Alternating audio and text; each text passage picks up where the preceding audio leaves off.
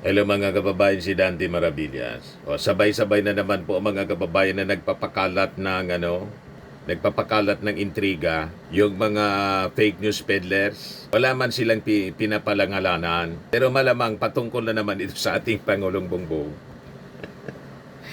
Ano niya Mr. Maravillas, pinapakalat ng mga fake news peddlers na DDS influencers? O, ito yung pinapakalat nila. Kati Binag, colon cancer niya.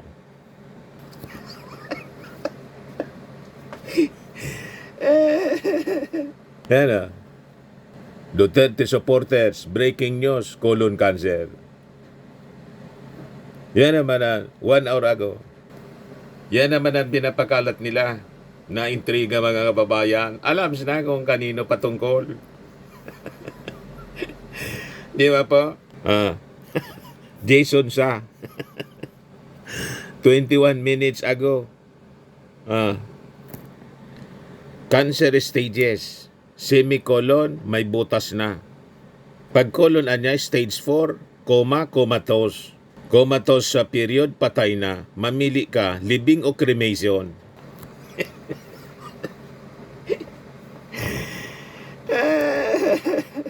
Matindi talaga mga kababayan. Kung patungkol na naman ito sa ating Pangulong Bongbong Marcos na naopera diba dito sa yung diverticulitis.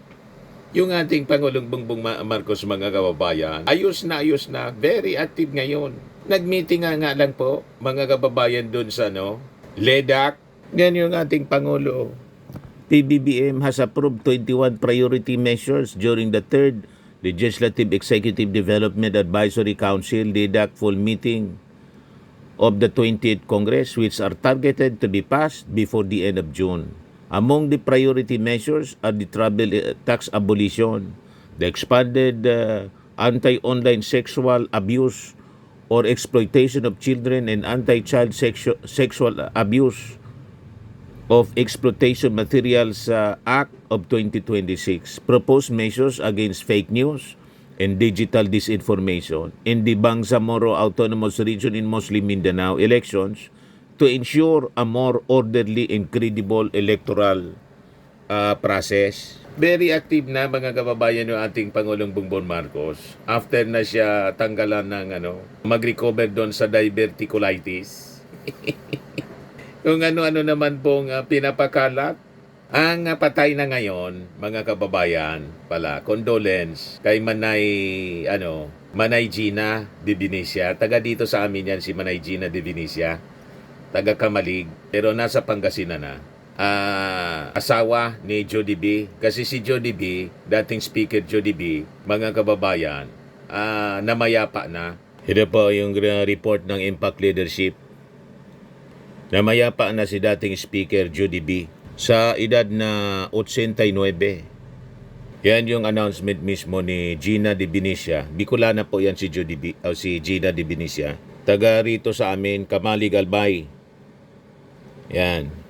For more than 6 decades, sabi ni Manay Gina de Benicia, Speaker de Benicia devoted his life to public service.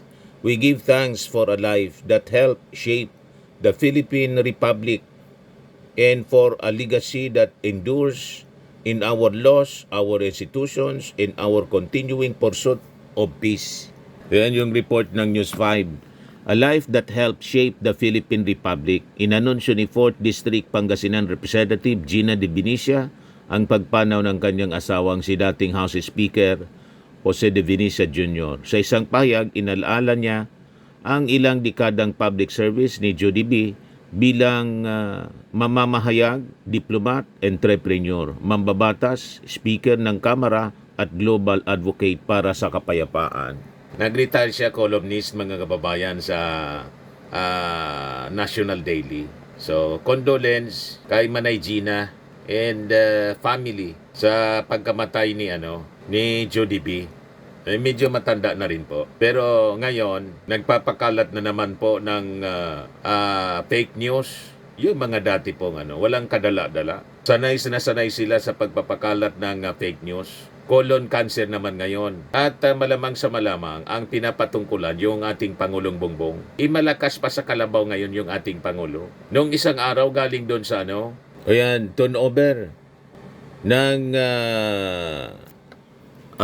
Kaliraya, Butukan, Kalayaan, Hydroelectric Power Plants. Mga kababayan. Ayan very active yung ating Pangulo. Sa Laguna. Di ba? Yan yung ating Pangulo.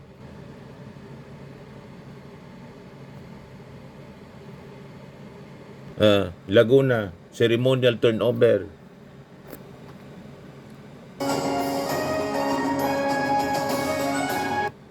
Of the Kaliraya Republic of the Philippines, His Excellency Ferdinand R. Marcos Jr. Yan yung ating Pangulo, mga kababayan.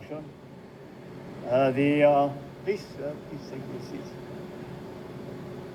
The cabinet ministers here present, Secretary Sharon Garin, Secretary Chris Roque, and Secretary Kiko, I didn't forget you. And of course, the Special Assistant to the President, Secretary Lagdomeo.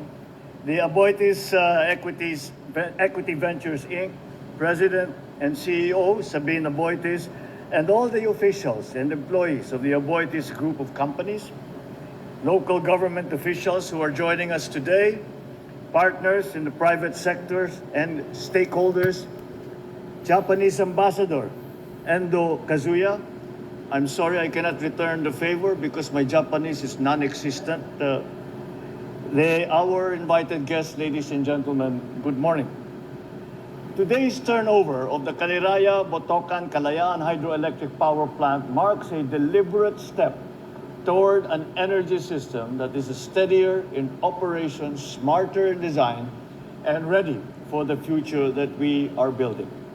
A future where Filipinos can count on electricity that keeps pace with their needs and works without disruption.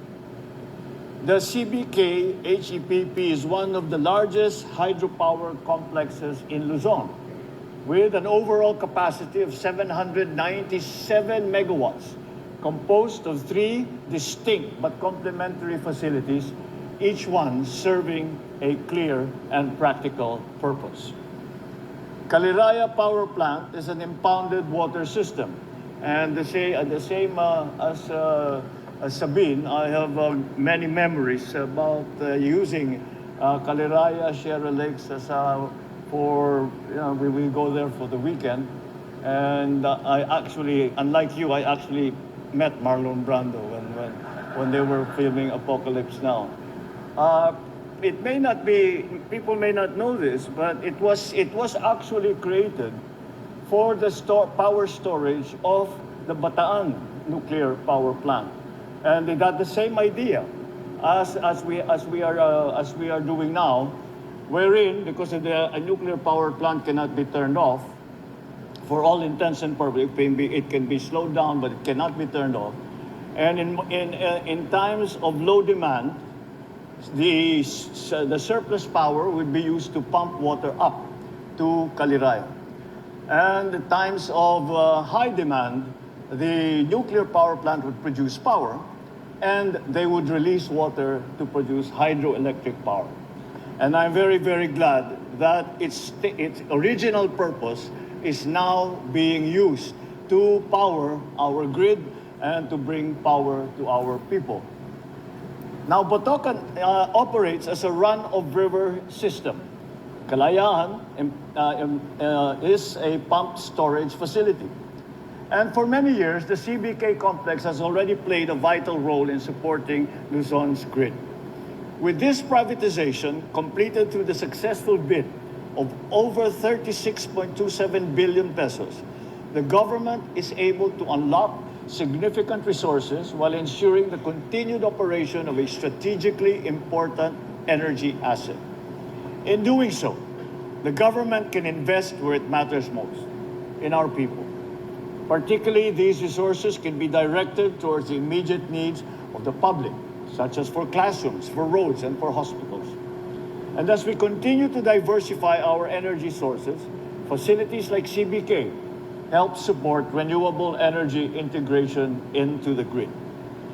During off-peak hours, excess power is used to pump water to an upper reservoir. When the demand is high, the water is released to generate electricity, allowing cleaner energy to work reliable at scale. Together, they form a system designed not just to generate power, but to balance the supply and demand across the entire power system.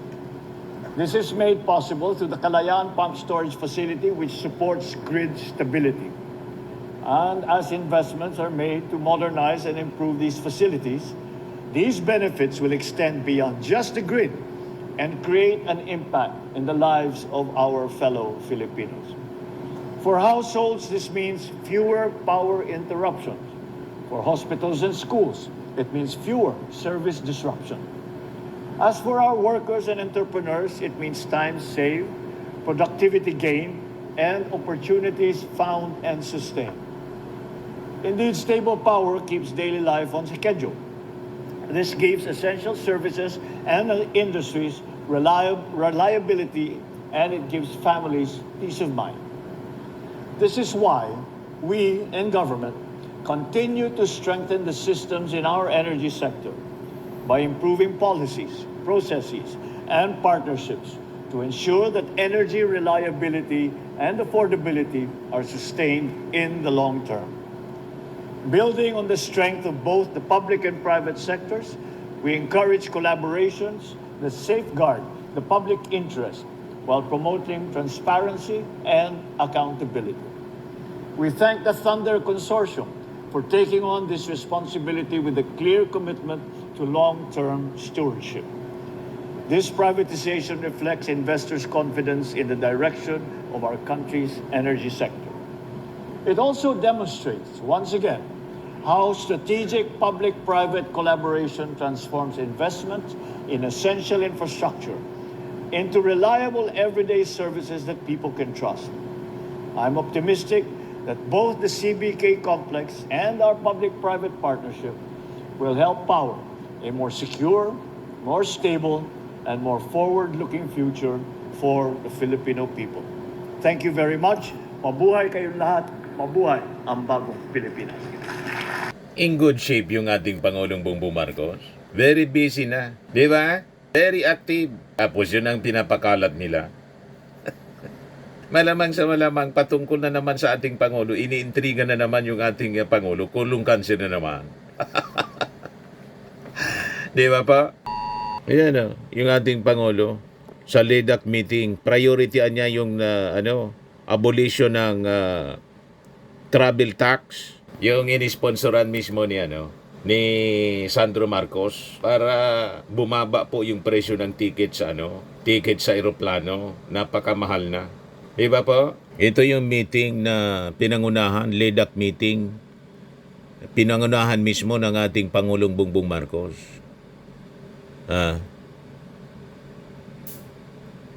Yan, mga kababayan.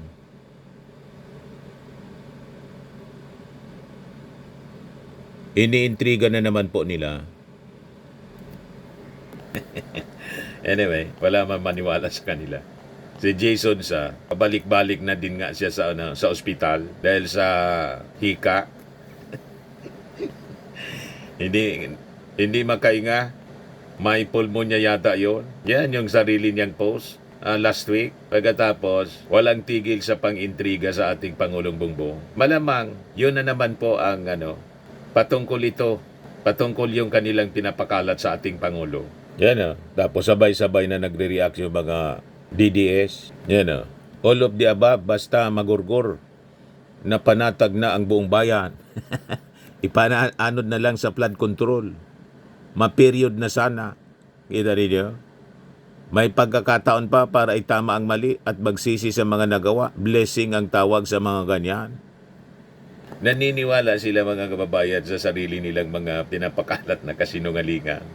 Anyway, kasama sa priority bills, 21 priority bills mga kababayan, yung pagpakalat ng fake news, paglaban po. Yan Sabi diyan, Kabilang sa mga prioridad ang travel tax abolition, expanded anti-online sexual abuse, tapos mga panukala laban sa fake news at digital disinformation at ang BARM elections upang masiguro ang mas maayos na at kredibling halalan.